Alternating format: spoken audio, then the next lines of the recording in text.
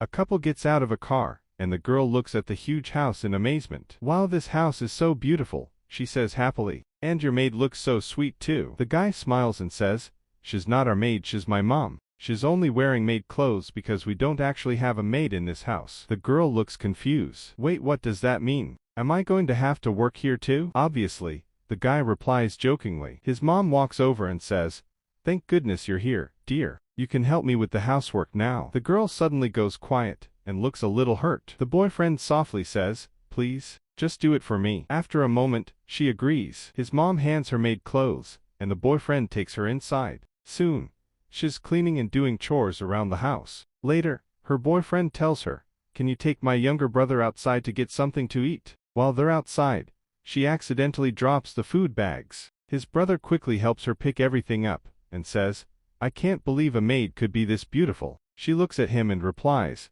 "I'm not a maid. I'm actually your future sister-in-law." Just then, her friend shows up, and says, "Wow, seeing you work like this, I thought you'd be living like a queen in this mansion." The girl stays silent. At that moment, the boyfriend's brother walks by, and her friend whispers, "If I were you, I would have chosen him instead." A little later, the brother calls her into his room. When she enters, he gives her a flower and says, "I really like you. Will you be my girlfriend? I promise I'll keep you happier than my brother ever could." She takes the flower, smiles for a second, then suddenly throws it away. "Aren't you ashamed of yourself?" she says angrily. "I'm your future sister-in-law." He replies calmly, "Think carefully. I'm better than my brother in every way." She immediately says, "I don't need to think. I already chose him." Then she walks away. When she returns to her boyfriend, he smiles and says, "I have a surprise for you." He hands her a key and says, "From today, you're the queen of this house, not a maid." Then he calls his brother and says, "Bring the ring." But the moment his brother brings the ring,